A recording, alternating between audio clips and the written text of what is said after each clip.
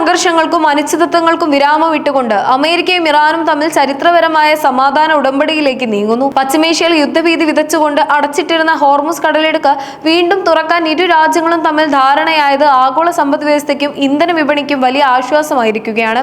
June 19 സ്വിറ്റ്സർലൻഡിൽ വെച്ച് ഔദ്യോഗികമായി ഒപ്പുവെക്കുന്ന കരാറിന്റെ അടിസ്ഥാനത്തിൽ അമേരിക്ക തങ്ങളുടെ നാവിക ഉപരോധം പിൻവലിക്കാൻ നടപടികൾ തുടങ്ങിക്കഴിഞ്ഞു.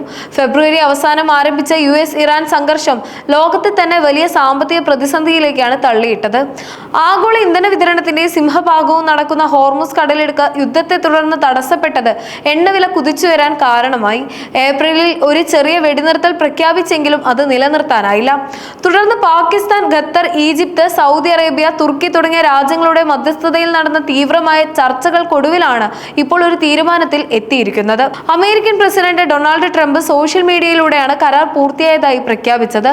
ഹോർമുസ് കടലിടുക്ക് യാതൊരുവിധ ടോളുകളും കൂടാതെ തുറന്നു കൊടുക്കാനും അമേരിക്കൻ നാവികസേന ഏർപ്പെടുത്തിയ ഉപരോധം പിൻവലിക്കാനും അദ്ദേഹം നിർദ്ദേശം നൽകി. ഇതിനെ തുടർന്ന് ചരക്ക് കപ്പലുകൾ കടലിടുക്ക് വഴി സഞ്ചരിച്ചു തുടങ്ങിയതായി റിപ്പോർട്ടുകൾ പുറത്തുവരുന്നു. അമേരിക്കയും ഇറാനും തമ്മിൽ ഒപ്പുവെക്കാനിരിക്കുന്ന ചരിത്രപരമായ സമാധാന കരാർ പശ്ചിമേഷ്യയിലെ നിലവിലെ സംഘർഷാന്തരീക്ഷത്തിന് അയവ് വരുത്തുമെന്ന വലിയ പ്രതീക്ഷയാണ് ലോകത്തിന് നൽകുന്നത്. ഈ കരാറിന്റെ കാതൽ എന്ന് പറയുന്നത് വർഷങ്ങളായി നിലനിന്നിരുന്ന നാവിക ഉപരോധങ്ങൾ പിൻവലിക്കാനുള്ള അമേരിക്കയുടെ സുപ്രധാന തീരുമാനമാണ്. ഇറാനിയൻ തുറമുഖങ്ങളെ ശ്വാസം മുട്ടിച്ചിരുന്ന ഉപരോധം നീക്കുന്നതോടെ മേഖലയിലെ വ്യാപാര വാണിജ്യ ബന്ധങ്ങൾ പഴയ രീതിയിലേക്ക് തിരിച്ചെത്തുമെന്നാണ് വിലയിരുത്തപ്പെടുന്നത്. ഇതിന്റെ ഭാഗമായി ആഗോള ഊർജ്ജ വിതരണ ശൃംഖലയുടെ നട്ടെല്ലായ ഹോർമുസ് കടലിടുക്ക് യാതൊരുവിധ നിയന്ത്രണങ്ങളോ ടോളോ കൂടാതെ അന്താരാഷ്ട്ര ചരക്ക് കപ്പലുകൾക്കായി തുറന്നുകൊടുക്കാൻ ഇരു രാജ്യങ്ങളും ധാരണയിൽ എത്തിയിട്ടുണ്ട്. ഇത് ലോകത്തെ ഇന്ധന വിപണിയിലെ വിലക്കയറ്റത്തിന് താൽക്കാലികമായെങ്കിലും ശമനം നൽകുമെന്നത് എടുത്തു പറയേണ്ട കാര്യമാണ്. കൂടാതെ ആണവ നയങ്ങളുടെ കാര്യത്തിൽ വലിയൊരു വിട്ടുവീഴ്ചയ്ക്ക് ഇറാൻ തയ്യാറായി എന്നത് അമേരിക്കയെ സംബന്ധിച്ചിടത്തോളം വലിയൊരു വിജയമാണ്. ഇനി മുതൽ ആണവായുധങ്ങൾ നിർമ്മിക്കില്ലെന്ന ഉറപ്പ് ഇറാൻ നൽകിയിട്ടുണ്ട്. ഇതിന്റെ ഭാഗമായി അന്താരാഷ്ട്ര ആണവ ഏജൻസിയുടെ പരിശോധകർക്ക് ഇറാനിലെ ആണവ കേന്ദ്രങ്ങളിൽ വീണ്ടും പ്രവേശനം അനുവദിക്കാൻ തീരുമാനിച്ചത് സുരക്ഷാപരമായ ആശങ്കകൾ ലഘൂകരിക്കാൻ സഹായിക്കും. അതേസമയം യുദ്ധം മൂലം കനത്ത നാശനഷ്ടങ്ങൾ സംഭവിച്ച ഇറാനിയൻ സമ്പദ് വ്യവസ്ഥയെ പുനരുജ്ജീവിപ്പിക്കാൻ ഏകദേശം $300 ബില്യൺ വമ്പൻ സാമ്പത്തിക പുനർനിർമ്മാണ പാക്കേജ് നൽകാൻ ആലോചിക്കുന്നുണ്ട്. എങ്കിലും ഈ സാമ്പത്തിക സഹായം പൂർണ്ണമായും കരാറിലെ നിബന്ധനകൾ ഇറാൻ എത്രത്തോളം വിശ്വസ്തയോടെ പാലിക്കുന്നു എന്നതിനെ മാത്രം ആശ്രയിച്ചായിരിക്കും നടപ്പിലാക്കുക എന്ന കാര്യം അമേരിക്ക പ്രത്യേകം അടിവരയിട്ട് വ്യക്തമാക്കിയിട്ടുണ്ട്. ഇത്തരത്തിൽ സുരക്ഷ, സാമ്പത്തികം, വ്യാപാരം എന്നീ മേഖലകളെ കോർത്തിണക്കിക്കൊണ്ടുള്ള ഈ കരാർ വരും ദിവസങ്ങളിൽ കൂടുതൽ വിശദമായ ചർച്ചകൾക്ക് വഴി തുറക്കുമെന്നതിൽ സംശയമില്ല.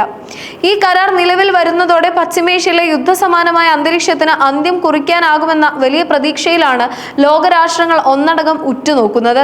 എങ്കിലും കരാർ ഒപ്പുവെക്കുന്നതിലൂടെ മാത്രം സമാധാനം പൂർണ്ണമായും പുനഃസ്ഥാപിക്കപ്പെടുമെന്ന് ഉറപ്പിച്ചു പറയാനാകില്ല. കാരണം ഇസ്രായേലുമായുള്ള തർക്കങ്ങളും ലെബനനിലെ നിലവിലെ സംഘർഷഭരിതമായ സാഹചര്യങ്ങളും ഇപ്പോഴും വലിയൊരു ചോദ്യചിഹ്നമായി അവശേഷിക്കുകയാണ്. ഇസ്രായേൽ പ്രധാനമന്ത്രി ബെഞ്ചമിൻ നെതന്യാഹുവിന്റെ നിലപാടുകൾ ഇക്കാര്യത്തിൽ ഏറെ നിർണായകമാണ്. ഈ കരാറിലെ വ്യവസ്ഥകൾ പലതും പൂർണ്ണമായി അംഗീകരിക്കാൻ അദ്ദേഹം ഇതുവരെ തയ്യാറായിട്ടില്ലെന്ന സൂചനകളാണ് പുറത്തുവരുന്നത്. പ്രത്യേകിച്ചും ലെബനനിൽ നിന്ന് തങ്ങളുടെ സൈന്യത്തെ പിൻവലിക്കാൻ ഇസ്രായേൽ ബാധ്യസ്ഥരല്ലെന്ന കടുത്ത നിലപാടിൽ ഉറച്ചു നിൽക്കുന്നത് മേഖലയിലെ സമാധാന ശ്രമങ്ങൾക്ക് വലിയ തടസ്സമായി മാറിയേക്കാം. ഇതിനു പുറമെ കരാറിന്റെ നിബന്ധനകളിൽ അതൃപ്തി പ്രകടിപ്പിച്ചുകൊണ്ട് ഇറാനിലെ ശക്തരായ യാഥാസ്ഥിതിക പക്ഷവും രംഗത്തെത്തിയിട്ടുണ്ട് എന്നത് കാര്യങ്ങൾ കൂടുതൽ സങ്കീർണമാക്കുന്നു. ചുരുക്കത്തിൽ ഇരുവശത്തു നിന്നുമുള്ള ഇത്തരം വിട്ടുവീഴ്ചയില്ലാത്ത നിലപാടുകൾ കരാറിന്റെ ഭാവിയിൽ വലിയൊരു അനിശ്ചിതത്വം നിലനിർത്തുന്നുണ്ടെന്നും അതുകൊണ്ട് തന്നെ വരും ദിവസങ്ങളിൽ ഈ വിഷയങ്ങളിൽ വലിയ നയതന്ത്ര നീക്കങ്ങൾ ആവശ്യമായി വരുമെന്നുമാണ് രാഷ്ട്രീയ നിരീക്ഷകർ വിലയിരുത്തുന്നത്.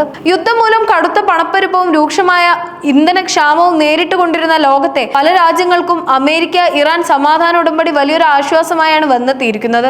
ദീർഘകാലമായി തുടരുന്ന അനിശ്ചിതത്വങ്ങൾ വിപണികളെ വല്ലാതെ ബാധിച്ചിരിക്കുന്ന സാഹചര്യത്തിൽ ഈ സമാധാന നീക്കം ആഗോള സമ്പദ് വ്യവസ്ഥയിൽ പുതിയൊരു ഉണർവ് പ്രകടമാക്കിയിട്ടുണ്ട്.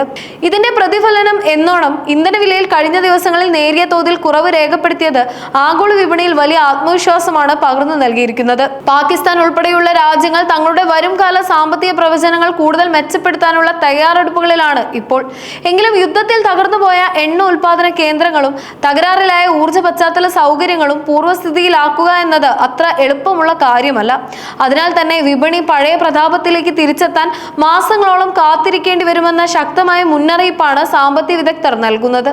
താൽക്കാലികമായ ആശ്വാസം ലഭിച്ചില്ലെങ്കിലും സുസ്ഥിരമായ സാമ്പത്തിക വളർച്ചയ്ക്ക് അടിസ്ഥാന സൗകര്യങ്ങളുടെ പുനരുദ്ധാരണം അനിവാര്യമാണെന്ന് ഈ മേഖലയിലെ വിദഗ്ധർ അടിവരയിടുന്നു. ജൂൺ 19 സ്വിറ്റ്സർലൻഡിൽ വെച്ച് നടക്കാനിരിക്കുന്ന ഔദ്യോഗിക ഒപ്പിടൽ ചടങ്ങ് പശ്ചിമേഷ്യൻ രാഷ്ട്രീയത്തിൽ വലിയ മാറ്റങ്ങൾക്ക് തുടക്കം കുറിക്കുമെന്നാണ് വിലയിരുത്തപ്പെടുന്നത്. വെറും കടലാസിലെ കരാറുകൾക്കപ്പുറം പ്രായോഗികമായ സമാധാനവും സുരക്ഷയും ഉറപ്പാക്കാൻ ഇരു രാജ്യങ്ങളും തമ്മിലുള്ള തുടർ ചർച്ചകൾ എത്രത്തോളം ഫലപ്രദമാകുന്നു എന്നതിലാണ് പശ്ചിമേഷ്യയുടെ ഭാവി നിലനിൽക്കുന്നത്. ഇന്ത്യൻ നാവികർ ഉൾപ്പെടെയുള്ളവരുടെ സുരക്ഷയും മേഖലയിലെ അസ്ഥിരതയും കണക്കിലെടുക്കുമ്പോൾ ഈ കരാർ ദീർഘകാലത്തേക്ക് നിലനിൽക്കുമെന്ന് ഉറപ്പാക്കാൻ ആഗോള സമൂഹത്തിന്റെ ഇടപെടൽ അനിവാര്യമാണ്.